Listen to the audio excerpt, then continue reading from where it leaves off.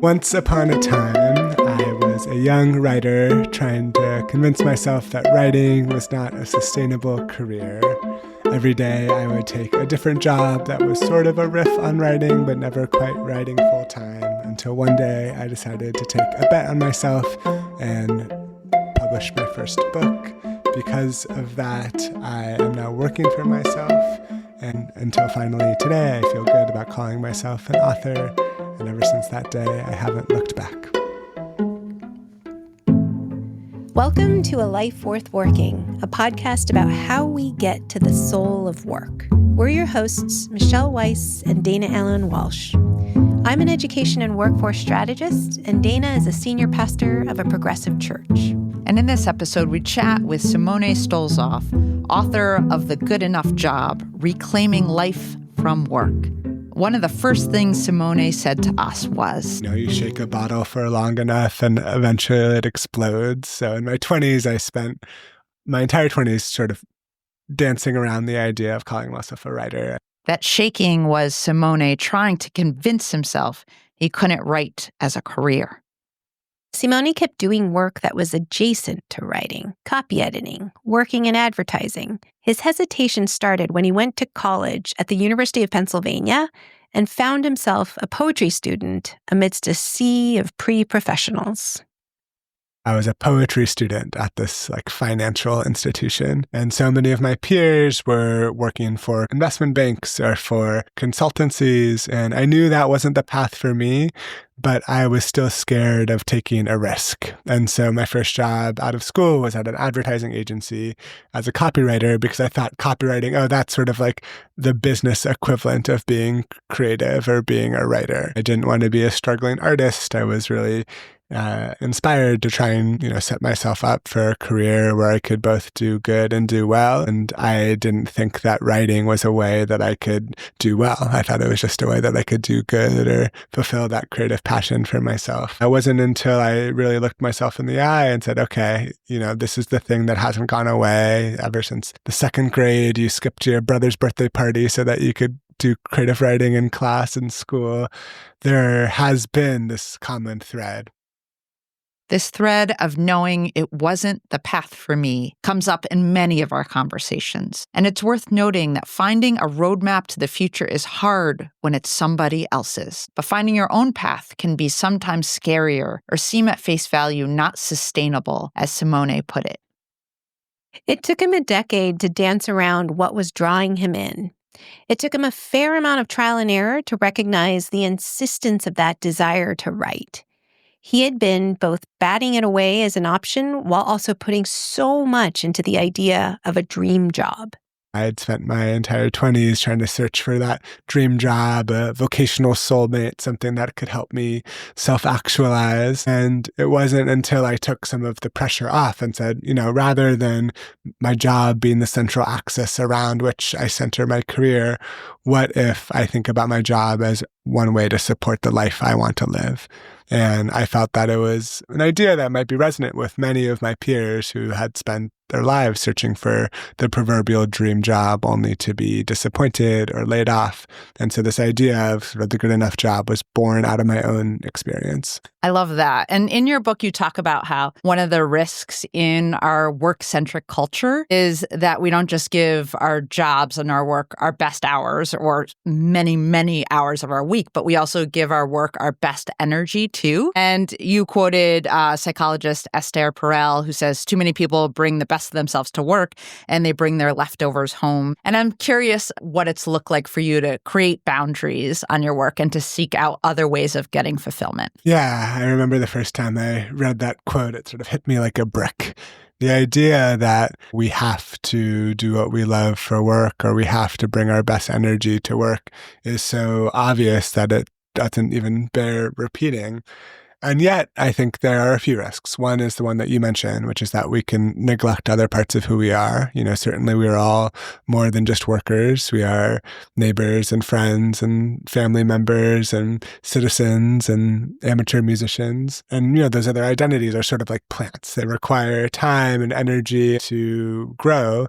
And if we don't invest in them, they can wither. So I think that's one huge risk. Another one is that our jobs might not always be there. So many people treat their work as if it's their identity, as if it's their family, their primary sense of community. And especially during the pandemic, I think a lot of people learned the hard way. As much as you might want your job to be your family, the employer's reaction to that is transactional. And so many people were laid off. I spoke to several folks who thought if you are what you do and you lose your job, they were left asking what's left. And then the third is just a matter of expectations. I often think about happiness as sort of the difference between our expectations and our reality. And if we're always expecting our jobs to be a dream, if we're always expecting them to be a source of love, to be perfect, then it creates a lot of room underneath that for disappointment. We expect so much out of work. We expect it to be a dream, a source of love and fulfillment. In a way, it comes to be the placeholder for other institutions that have fallen away in society. I think one of the reasons we've gotten to this point as a society is that a lot of the other forms that once provided meaning, purpose, community, and identity, things like organized religion or neighborhood and community groups, these civic institutions, have broken down. And then it's no wonder why people turn to their jobs, where they spend the majority of their time to try and fulfill all of these basic human needs of belonging, identity, and purpose. I bought into the delusion that a perfect job could lead to a perfect life, and thinking about work as the central axis of my existence and everything else orbiting around it.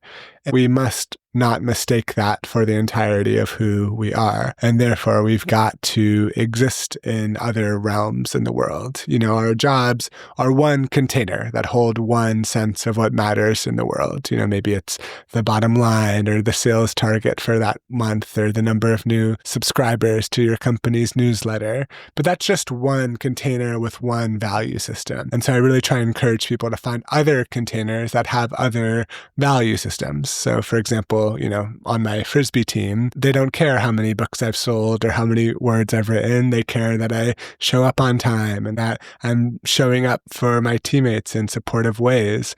It's just a reminder that we all exist on this earth to do more than just produce economic value for one organization. So how exactly do we create those boundaries and make sure we seek out other paths to fulfillment?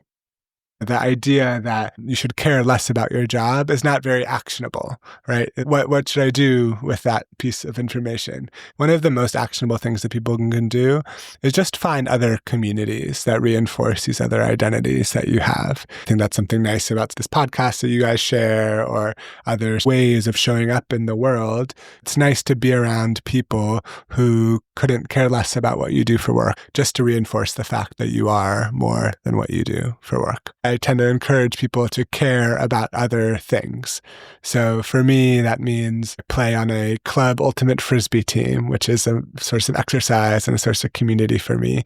My wife and I are learning how to salsa dance, which is another hobby. I'm making sure that the relationships that I feel are very important to me are reflected in my calendar and how I spend my time, whether I'm making time to call people that I love or go on weekly walks with my best friend. And so I think about this quote that a grad school professor told me, which is that show me your calendar and I'll show you what you value. And so that's what I encourage other people to make sure that how you spend your time is reflective of the things that you purportedly care about and the things that matter to you. Simone also recommends starting small, so that we also don't have to make the mistake of converting leisure into work. My advice is just to start smaller, rather than thinking that you need to run a marathon or develop a side hustle or a side grind or read 52 books or what have you.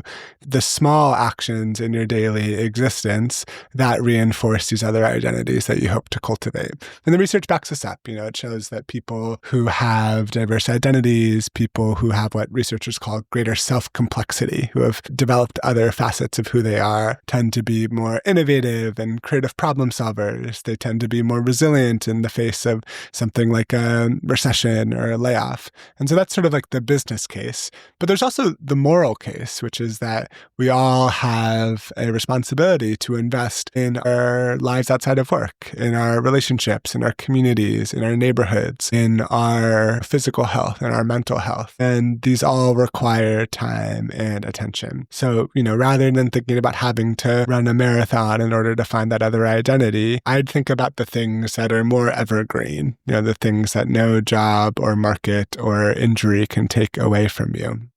I learned about this a lot from speaking with people in the chronic illness community, folks who might not be able to control how productive they are, how much energy they have in a given day.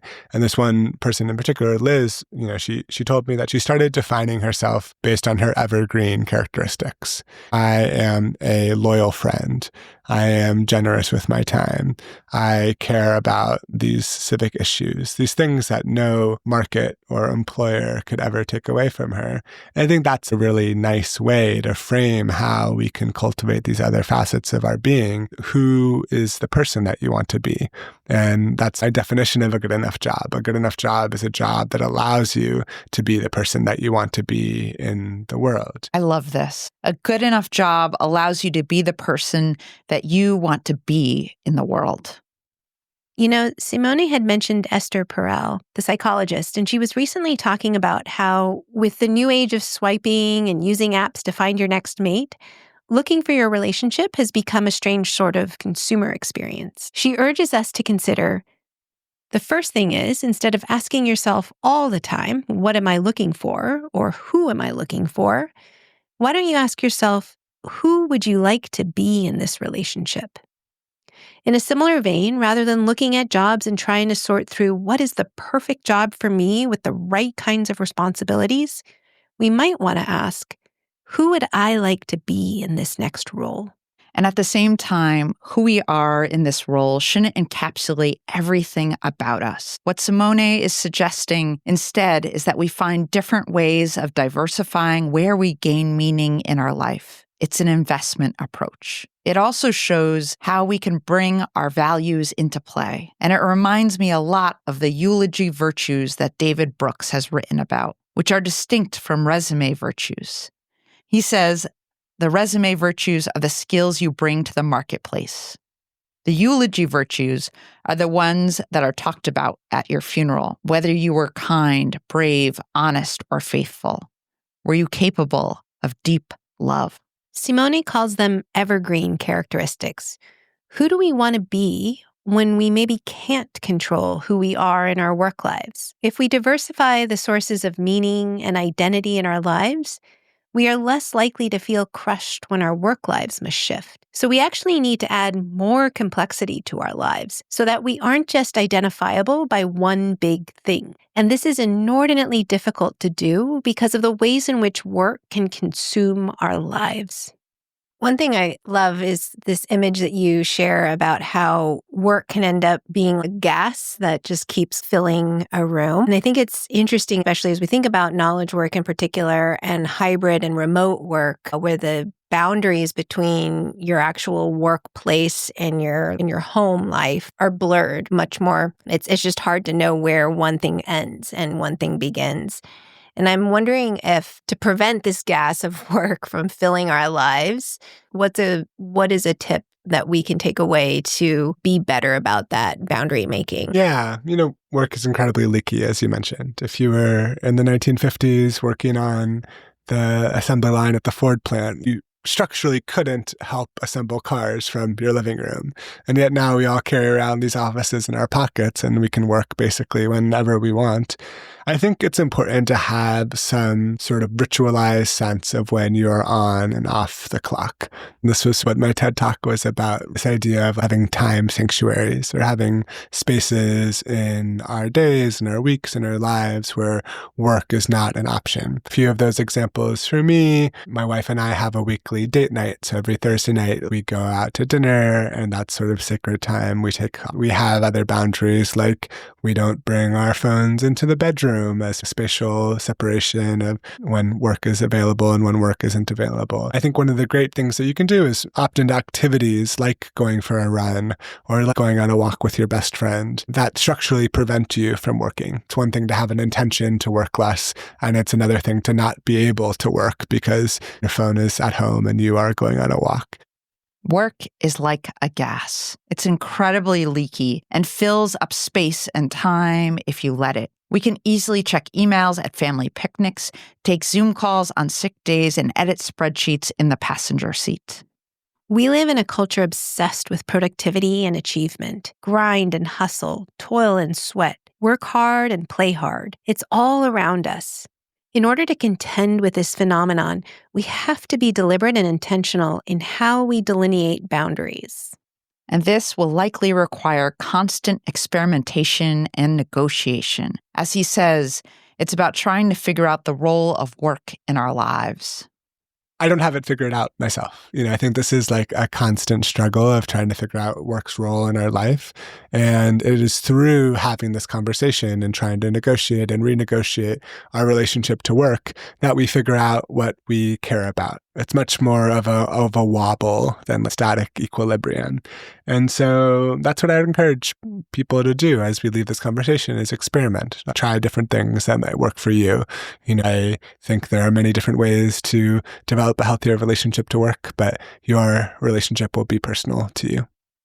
Simone reminds us that what you do for work is not the entirety of your worth, your existence. When we create identities for ourselves outside of work, we remember our worthiness in just being who we are and how we are intrinsically connected to others and the world around us. When we step back from work, it's hard to tell the difference between the bank president and the cashier.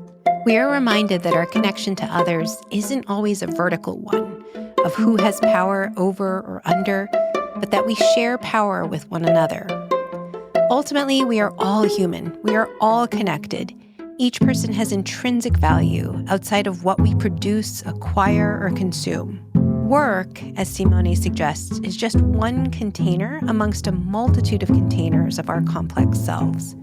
Don't let it be the biggest container, because it easily can become that if you let it. Thanks to Simone for reminding us that we are more than producers and consumers in this world. We were born to heal, to grow, to be of service to ourselves and our communities, to play, to experiment, to create, to dream, and to connect. This has been another episode of A Life Worth Working. She's Dana Walsh. And she's Michelle Weise. Don't forget to subscribe and share with your friends and loved ones who may be searching for purpose and meaning in their work lives, or what we call the soul of work.